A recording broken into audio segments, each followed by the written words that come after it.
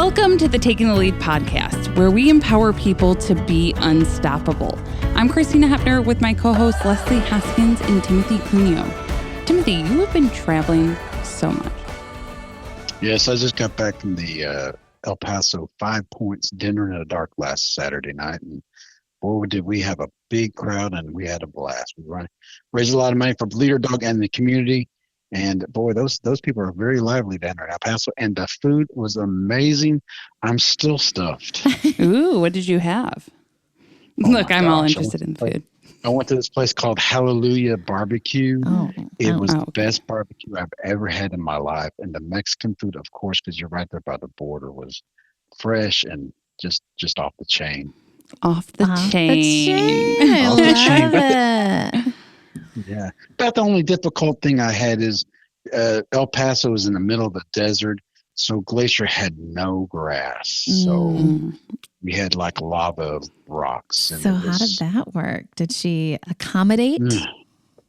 Yeah, she accommodated, but it took, instead of 5 minutes, it took 30 minutes. Yeah. Oh, that's right. It was rougher, literally rough for her. And we had to go a lot of places, and finally she just gave it up, and then she did her stuff. Yeah. So I guess every guide dog doesn't know what situation you're going to be in. So, I mean, usually I call beforehand, but I didn't this time. Yeah. So I would have known already. But just be prepared for anything. That's a really good point. You put Glacier in some unique situations. She's all over the place traveling. So good for her, though. And good for you guys sticking it out together and making it happen. Yeah, I don't think we've ever been in a situation where she didn't. It just took longer. Yeah. I mean, she does mulch grass, now gravel, and wood shavings. That's been done by like 2x4s. And I mean, just every situation she's done it, but I'm thankful for that. That's wonderful. And then you had an adventure at the airport too. You ran into somebody, right? Oh yeah, I ran into Audrey and Delta. I told them hello. I was just standing there, and she come up to me and she goes, "Where'd you get your dog at?" And I said, "I got mine from Leader Dog." She goes, "Are you Timothy Cuneo?" I go, "Yes." And then here we go. So that's awesome.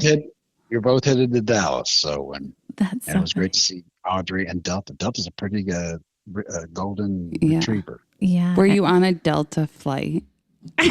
No, we were on Southwest. Oh, okay. So Delta used Southwest this past weekend. Okay. So yeah, I thought that was funny. I said something to somebody last night about that. That was such a terrible joke. I'm sorry. Listen, between off the chain and now the Delta joke, this is a rough start today, guys. Leslie just rolled her eyes at me, for anyone who's wondering.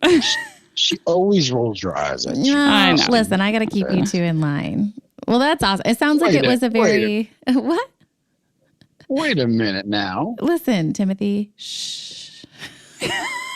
Let's keep our secret. All right. I think we need to get into our podcast today. Well, I'm glad you had a good trip, though, Timothy. It sounds like it was definitely worth the voyage. Yeah, it was fantastic, and I appreciate the good host in there at 5 Points Lions Club.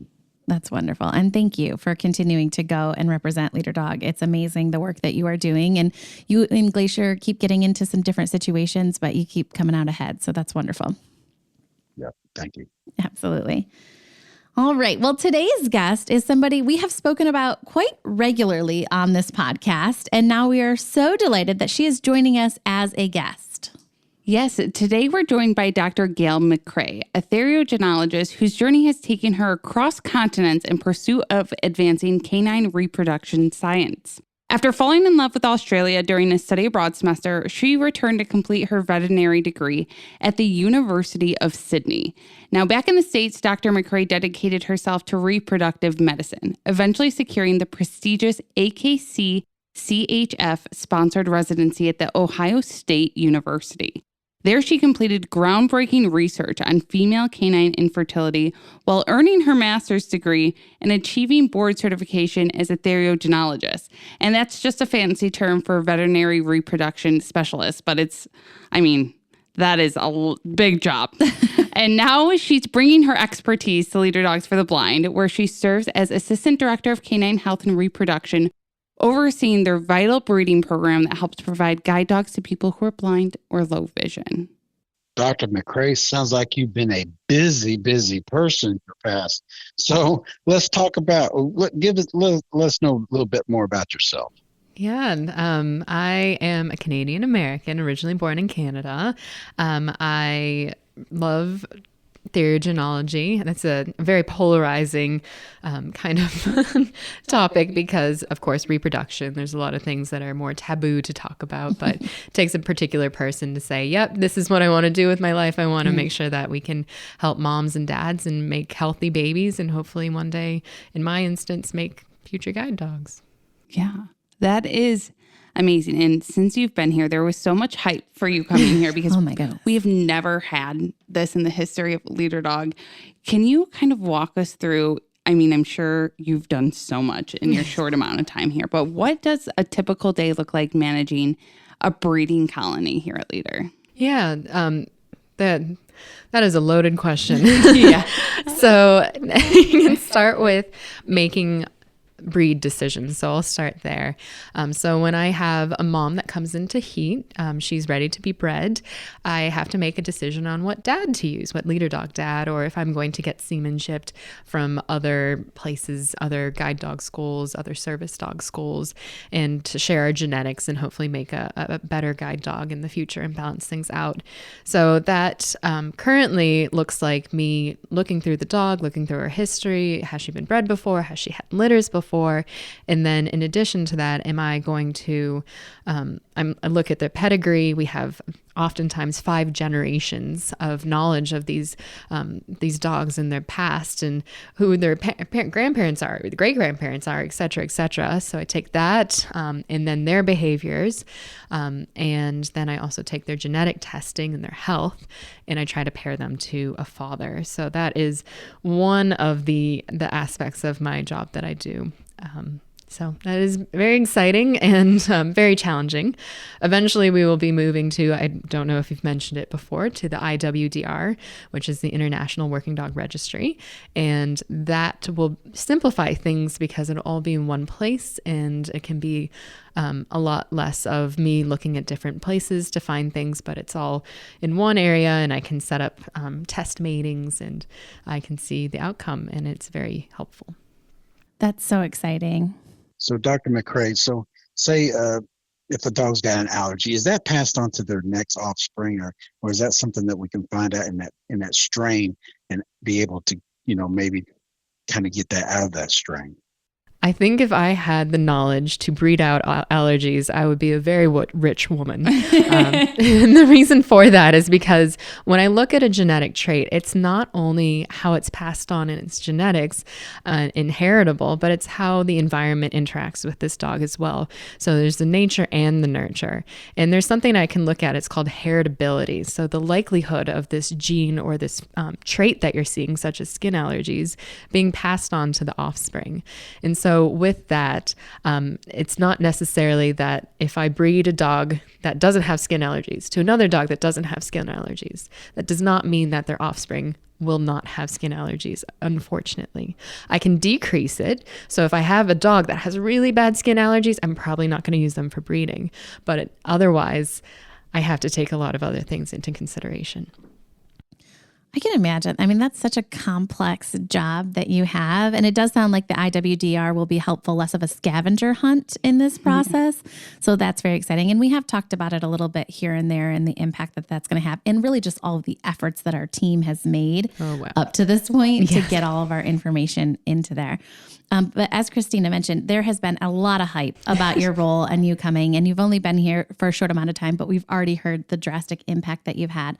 But just take us back. Can you describe or break down the word theriogenologist for us? Because I think we've said it multiple times. Yeah. I think I've maybe only ever said it once correctly. So can you break that down for us? Yeah. So theriogenology is a Greek word, and it means the study of creation of beasts. So if you want to think of me as the person that creates beasts, you can think of that, but hopefully it's a little more elegant than that sometimes. So yeah, that is the the technical term. Generally, to most people, I say that I practice reproductive medicine. Okay. Just because that is a much more tangible, knowledgeable word. Yeah. Most people will be like, what the heck is a theory? understand it. Yeah, exactly. I understand theriogenology. No. Most people are like, I understand reproductive medicine. Yeah. Fantastic. And I mean, how do you even find to study that? That's where I'm at. I'm like, yeah. So where do you even start to find that as a career path? Yeah, so my interest in theriogenology started actually at the University of Sydney during my exchange program. I took a animal reproduction class, and during that class, it was all domestic species, and we also talked about advanced reproductive technologies as well. So those are things like IVF, in vitro fertilization, or creating clones, and basically the things that went behind that in the science.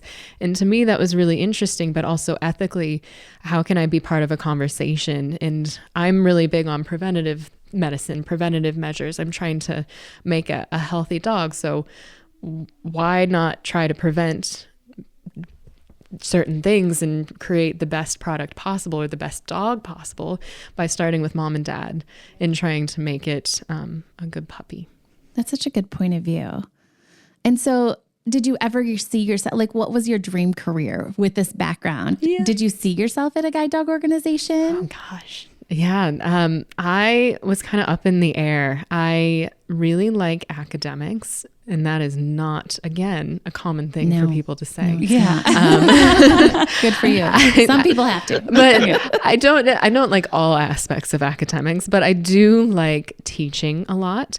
And then I also like the kind of attitude there is about finding answers and asking difficult questions and saying, hey, how can I find an answer to this, and study it so that others can understand and have and benefit from the knowledge that I'm gaining. So I really do like that in academics. However, this job perfectly filled that because I can teach students. We often have veterinary students from all over the world, but mostly Michigan State University, which is exciting. And then I have the ability to teach those. I just came from, I do a monthly kind of continuing education lecture. And this month I talked about neonatal resuscitation. So I have the ability to do that and upskill our staff. And then I am challenged every day with all the difficulties and the abnormalities that I can see in our colony, because if you do something enough, you will always get every outcome. So if you do a surgery enough, you're going to get every complication. If you ask a question enough, you're going to get every single answer there's out there. So for me, if I breed enough puppies and dogs, I'm going to get every abnormality, every normal thing, and just experience it all. And that's great for me to learn from, but it's also great for me potentially to study and use that data and publish it so that others can see what I can understand and learn from our colony. That is amazing. Not anything I'm interested in. So Polarizing. and makes you a perfect fit for this role. We are so happy that you are here because we've already seen the impact with the puppies that are being born and the guide dogs that we are producing. So are there any unique challenges when it comes to breeding future guide dogs opposed to other types of dogs? Yeah, that is a great question, and something that I had to be trained on a lot when I came here. And a lot of the breeding managers in our service and guide dogs and service dogs, they are not veterinarians. They're not people who necessarily have any medical background.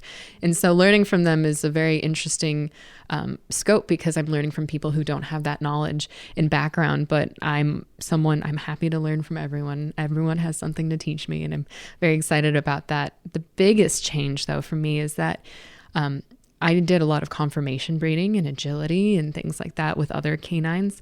But now I focus on moving forward to a more efficient guide dog that is what our clients would like at this time. And that can change, and understanding that. But oftentimes I used to use a lot of frozen semen or frozen genetics. And I'm not doing that as much anymore unless it's a dog that's currently living that is far away. Like I'm getting some genetics from Europe right now, from guide dogs over there. And I'm incorporating that into our colony. And so with that, we want to move forward. We want to make a new efficient guide dog. So I don't use a lot of frozen semen that is like 30 years old, which is what I had done previously if the client had wanted, or the owner in that instance had wanted it. So would you mix dogs still, like the labs and the retrievers? They mix them together. Do you do the same thing? Is this how we get a perfect dog? We take two breeds of different dogs and try to get a perfect dog out of that? I would pose the question to you. Do you think the guide dog you want is the same as Delta or Audrey that you had met this recently? No. Yeah, he was a golden. Glacier's a lab. Yeah. So. And both of them work very well. Yes, exactly. So the biggest thing is I need to be able to adapt to what our clients need. And that's sometimes a big dog. It's a little dog. It's a dog that's going to be really active if their human is active, or if it's going to be more sedentary, and a dog who is going to be active if their human requires them to be active. So it requires me to not necessarily have one perfect recipe, but something that is adaptable to the demands that are required. Yeah. I love that. So since you've been at Leader Dogs for the Blind, and you're talking about getting to know really the client needs, right? And I know you're having a lot of conversations also with our guide dog mobility instructors, as there's the one training the dogs. There's so many people involved. Has there been anything that's been really surprising to you about trying to breed, quote unquote, the perfect guide dog, if you will? Yeah, let's see, the most surprising. Hard to narrow down. Yeah.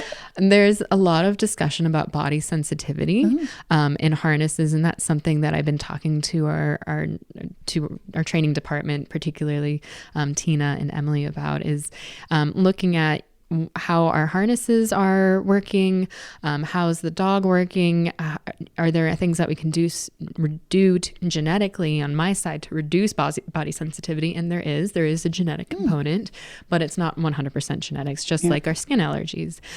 So I have to look at, what other things can we be doing? And that's our training department's doing a wonderful job in looking potentially into modifying the harness or changing how they're doing some things there. And I'm trying to help them out with that as well. I always think it's so fascinating how all the departments are all like intertwined in so many different ways. Yeah. And I think to look at our organization from the outside, you would have no idea the details that are taken into consideration. I mean, that's just one trait, right? Body sensitivity, out of all these other traits that you're trying to breed for. I cannot fathom that science. Yeah. Like I truly that is so far over my head, but I'm so glad that you are here and that you are enjoying it and doing it. And I know the team has been really excited about it. What are some things that you're looking forward to kind of in the future, right? I know you just joined the team, but in the next couple of years, what can we anticipate? Yeah, I really look forward to the full use of the IWDR. That will be wonderful. So definitely very, very interested in that, in the estimated breeding values that are calculated, and then potentially looking into genetic estimated breeding values, which will be even more reliable depending on the trait. So an estimated breeding value, basically I can take a number or a percentage and see objectively how this dog ranks and say, yep, this dog is really high in, let's say, hips, but really low in skin. I need to breed it to a dog that has higher skin, but maybe not improve on the hips to get a better dog, or pick some traits out that I'm looking at. So that will be very exciting. And then additional to that and building off of that is breeding a more efficient colony, basically. So that means breeding a certain number of puppies, but not having to breed as many to get the same number of graduates, or increase our graduates and not overproduce puppies, because that is the one thing I really liked about being here is ethical breeding, right? Mm-hmm. And I'm trying to not breed too many dogs, or breed enough dogs to supply the clients that we have, and increase graduation rates. And so I want to always keep that in mind, as well as make sure that I'm increasing efficiency. So I look forward to doing that as well. That is just wild to even think about. Like the numbers, percentages, all those things that go into it. Way over my head. So I'm glad it's your job. I am too. And so having met some of our clients, how does that impact kind of your breeding decisions, kind of chatting with some of them, learning what they like and don't like about their dogs? Is there anything that you kind of take back and go, okay, this is something I want to look at for, dogs in the future? If I've spoken a lot to Avril, and she would like dogs that are bigger with pointy ears and that are called German Shepherds. Oh, yeah. But we will not probably be breeding German Shepherds because overall their graduation rate is very low, unfortunately, and their kennel stress is very high. So I will. I do enjoy our discussions, and it reminds me the varied kind of physicality and mentality that I need to keep in these dogs. So I do appreciate that a lot. So about how long does it take? I know you haven't done it yet. How long does it take for generation to make a perfect dog, do you think? Ooh, perfect dog. Perfection is always an interesting question because I'm going to try and make things better, but perfect to me is always unattainable. And so I'm just trying to make things as good as we can, knowing that adjustments can always be made in different directions. However, in terms of generational interval, if I am breeding a dog this year, so let's say a dog that was bred and a puppy that was born in July of last year, that dog will come in usually in for training, IFT, about a year after to 12 to 14, 16 months after. They'll go in for their training and then they'll go to class and they'll graduate between probably about 16 and 24 months, depending on how old they are when they're coming in. So generational interval is actually pretty short compared to other species, but compared to something like a rat or a mouse, it's long, but and compared to other things, about a two-year difference. So hopefully I can start seeing differences within the year because I've been here for 6 months. Well, and I think we've already seen quite a bit of impact on your work and the science behind it and your methodologies, right? We are already breeding and having more success just in our current breeding. Is that correct? That is correct. Yeah. Just a little bit. I've increased litter size from 5.5 pups to 6 pups in 6 months. Huge in our world. That's huge. Yeah. And then we've decreased stillbirth rates a little bit, which is good as well. But yeah, just trying to do what we can with the knowledge that I have. Mm-hmm. Yeah, we're taking full advantage of that. Like I said, your name and Theriogenologist has been thrown out so many times. It's just so exciting. And it's outside of our realms, very obviously here, between Christina and I and Timothy on the other end We're of all this like, too. our minds are blown. I know. We don't know what to do. I'm fascinated by all the science. And it really takes you back to just back in the day in science when you try to determine your eye color based on like your parents and all of those things that we used to do. And it is really interesting. And that's like one tiny little piece. So to think about all these factors, and like you said, to the word perfect, right? The perfect guide dog doesn't exist because Timothy needs something different than Audrey needs something different. And then the environment continuously is changing and evolving. So this standard that we're reaching for is always going to be just out of reach, Right.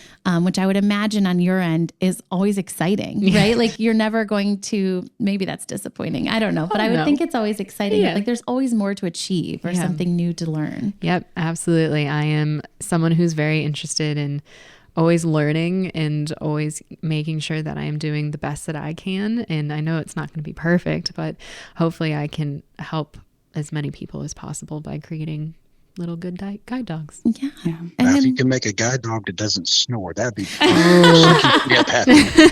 Man, Timothy, you're asking for a lot. I like that one. I like not snoring.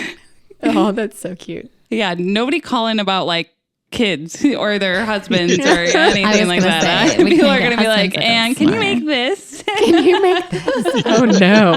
Yeah. Nope. No humans. So I think we have to end with, what are some of your favorite parts so far of your job? Oh, the people.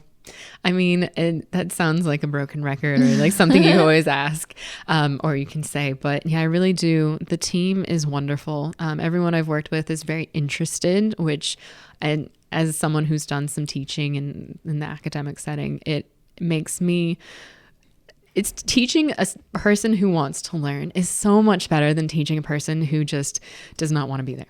And so having that team being engaged is wonderful. And then learning from others here is also amazing. Everyone has their little niche area, but at the same time is so welcome to sharing things and is also really collaborative. So I really appreciate everyone who I work with, and they've been wonderful to me. That is so wonderful to hear. And I think it always does come back to the people. Yes, we have guide dogs here, but ultimately we are a people organization, and you're trying to breed the perfect guide dog for all of our incredible clients to help their lives and be independent travelers. So it makes a lot of sense. I know sometimes from the outside, people don't understand that we are a people organization. But I think ultimately, right, it's all about our clients. And so this is so exciting. Yes, the numbers and all the science behind it, but ultimately you are having a huge impact on our clients, on the clients who are sitting on the wait list, who are waiting for dogs, breeding, like you said, not necessarily more dogs, but more usable dogs, I think is a better way maybe to put it. Yeah. So thank you so much for being here today. This has been so informative. I'm going to work on the term a little bit more so I can use it fluently, but thank you for your time. No, I appreciate being here. Thank you for having me. And thank you so much to our listeners for listening to the Taking the Lead podcast. I'm Leslie Hoskins with host Timothy Cunyo and Christina Hebner. We hope you enjoyed learning about Dr. Gail McRae and her role at Leader Dog. Please join us next time as we continue to dive into the world of blindness. And if you'd like to learn more about applying to our free services at Leader Dog or being a breeding host for Dr. McRae's team, you could head to leaderdog.org or call us at 888-777-5332. Don't forget, you can reach us at takingthelead@leaderdog.org with any questions or ideas. If you like today's podcast, make sure to hit subscribe and check us out wherever podcasts stream.